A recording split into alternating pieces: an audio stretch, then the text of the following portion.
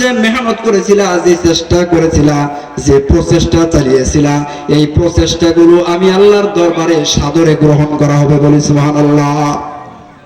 কৃতজ্ঞ হিসেবে গ্রহণ করা হবে। তোমাদের এই নেক আমলগুলো ছুঁড়ে ফেলে দিব না, বরং ইয়াউমা তাজিদু কুল্লু নাফসিম মা আমিলাত মিন খায়রিন মুহদারান ওয়া মা আমিলাত মিন সুইন তাওয়াদ্দু লাউ আন্না বাইনাহা ওয়া বাইনাহু আমাদাম বাঈদা। আল্লাহ তাআলা এখানে বলেছেন ইয়াউমা তাজিদু, প্রত্যেক ব্যক্তি সেদিন পাবে যা সে কল্যাণকর কাজ করেছে, যা ভালো কাজ করেছে এগুলো তার কাছে উপস্থিত করা হবে, এবং মন্দ কাজ যা করেছে সেগুলো তার কাছে উপস্থাপন করা হবে।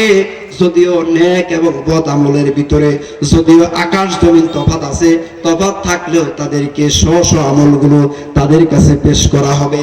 এমনকি আল্লাহ রাব্বুল আলামিন বলেছেন ফামাইয়া আমাল মিসকালা যাররাতিন খায়রান ইয়ারাহ ওয়া মাইয়া আমাল মিসকালা যাররাতিন শাররান ইয়ারাহ। যে ব্যক্তি এক যাররা পরিমাণ নেক আমল করেছে, এটাও তাকে আমি স্বচক্ষে দেখাবো যে তুমি এই এই আমল করেছো, এবং বদ আমলগুলো দেখা হবে যে তুমি এই বদ আমলগুলো করেছো, কেননা সব রেকর্ড পত্রগুলো তার কাছে পেশ করা হবে।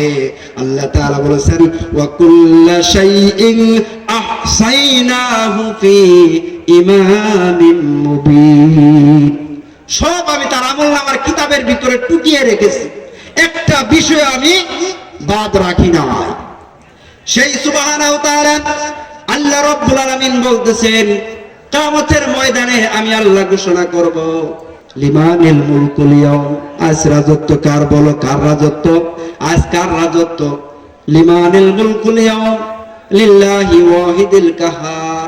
জবাব আসবে সেদিন পরাক্রমশালী এক আল্লাহ রাব্বুল আলামিনের রাজত্ব থাকবে। সেই রাজত্বটা এমন হবে মালিকি ইয়াউমিদ্দিন, মালিকি ইয়াউমিদ্দিন। সূরা ফাতিহার ভিতরে আমরা পড়েছি যে only honour of the day of রিকম্পেন্স, যে খেসারতের দিনের মালিক, যেদিন ক্ষতিপূরণের দিনের মালিক, ডে অফ রিকম্পেন্স, প্রতিদান দিবসের মালিক। সেই বিভীষিকাময় দিনে আল্লাহ সুবহানাহু ওয়া তাআলা বলবেন আজ রাজত্ব কার? সকলেই জবাব দিবে যে একমাত্র আল্লাহ তাআলা। সেই বিভীষিকাময় দিনে আল্লাহ পাক রব্বুল আলামিন বলেছেন প্রত্যেক ব্যক্তির আমলনামাগুলোকে উপস্থাপন করা হবে। ফাআম্মা মান সাকুলাত মাওয়াজিনুহু ফাহুয়া ফি ঈশাতির রাদিয়া। যাদের নেকির পাল্লাটা ভারী হবে তারা আনন্দ উল্লাসে কিয়ামতের ময়দানে অবস্থান করবে। বলি সুবহানাল্লাহ। ওয়া আম্মা মান খাফফাত মাওয়াজিনুহু ফাউম্মুহু হাবিয়া ওয়া মা আদরাকা মা হিয়া নারুন হামিয়া।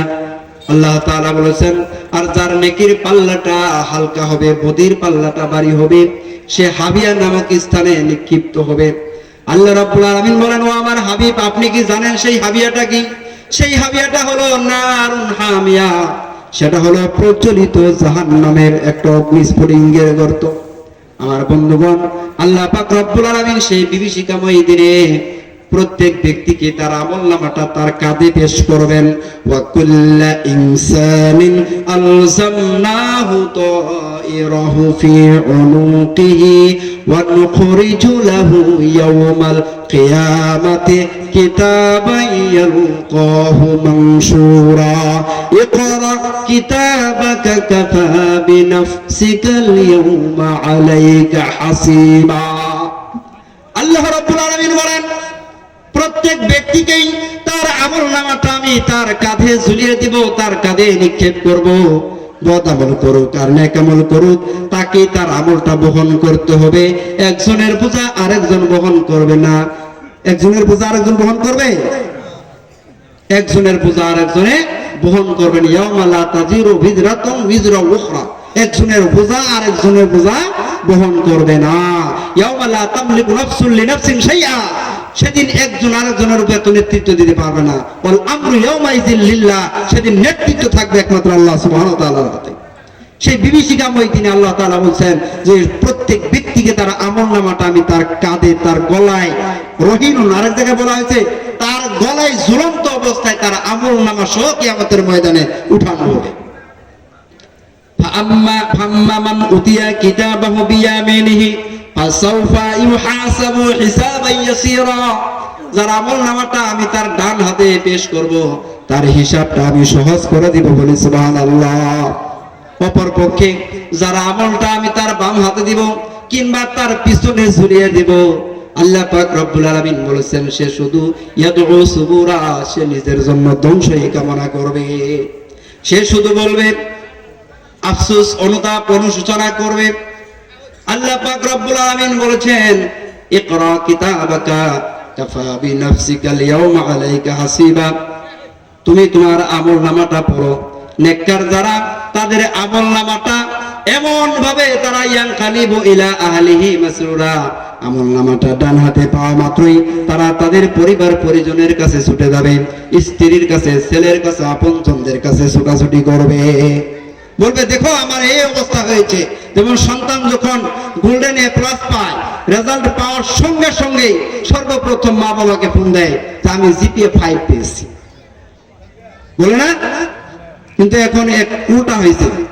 এমন সময় আমরা বসবাস করতেছি, পিতা মাতাকে আগে না বলে গার্লফ্রেন্ডকে আগে বলে, ঠিক নেবে ঠিক, যে আমি গোল্ডেন এ প্লাস পেয়েছি, তোমার সঙ্গে যে আমার প্রমিস ছিল, এই প্রমিস অনুযায়ী আমি গোল্ডেন এ প্লাস পেয়েছি। এই হলো আমাদের সমাজের অবস্থা। আল্লাহ পাক রব্বুল আলামিন বলেন ইয়ানকালিবু ইলা আহলিহি মাসরুরা, কিয়ামতের ময়দানে যার আমলনামাটা ডান হাতে দেওয়া হবে, সেই ব্যক্তিটা তার পরিবার পরিজনের কাছে আনন্দ উল্লাসের সাথে যাবে। তার চেহারার ভিতরে উজুবু ইয়াউমা ইযিন মুসফিরাতুন দাহিকাতুন, হাস্য উজ্জ্বল একটা চেহারা থাকবে, বলি সুবহানাল্লাহ। আবার অপর পক্ষে যাদের আমলনামাটা তাদের পিছনে কিংবা বাম হাতে দেওয়া হবে, তখন সে ব্যক্তি বলবে, আল্লাহ বলবেন ইকরা কিতাবাকা, তুমি তোমার আমলনামা পড়ো। তখন সে নেক আমলগুলো করবে, বদ আমলগুলো গোপন রাখবে। এমন অবস্থা হবে কিয়ামতের ময়দানে। আল্লাহ রাসূল সাল্লাল্লাহু আলাইহি সাল্লাম বলেন যে আল্লাহ সুবহানাহু ওয়া তাআলার সঙ্গে বাক বিতণ্ডায় লিপ্ত হবে, যে আমি এই কাজ করি নাই, আমি এই কাজটা আমি করি নাই, এই অপরাধ আমি করি নাই, বরং প্রমাণ দেখাও। তখন আল্লাহ তাআলা এই রেকর্ড পত্রগুলো বের করে দিবেন। এমনকি আল্লাহ তাআলা বলেন আল-ইয়াওমা নাখতিমু আলা আফওয়াহিহিম, আজ আমি আল্লাহ তাআলা তাদের মুখের জবানটাকে বন্ধ করে দেব। ওয়া তুকাল্লিমুনা আইদিহিম, তাদের হাত আমি আল্লাহর সঙ্গে কথা বলবে। ওয়া তাশহাদু আরজুলুহুম, তাদের পা সাক্ষ্য দিবে। বিমা কানু ইয়াকসিবুন, দুনিয়ার জিন্দেগিতে তারা যা কিছু অর্জন করেছিল সব কিছু তারা উত্তর দিবে। এমনকি আল্লাহ রাব্বুল আলামিন পবিত্র কুরআনুল কারীমে ইরশাদ করেছেন এমন অবস্থা হবে হাত্তা এমনকি শাহিদা আলা আনফুসিহিম, তাদের নিজেরাই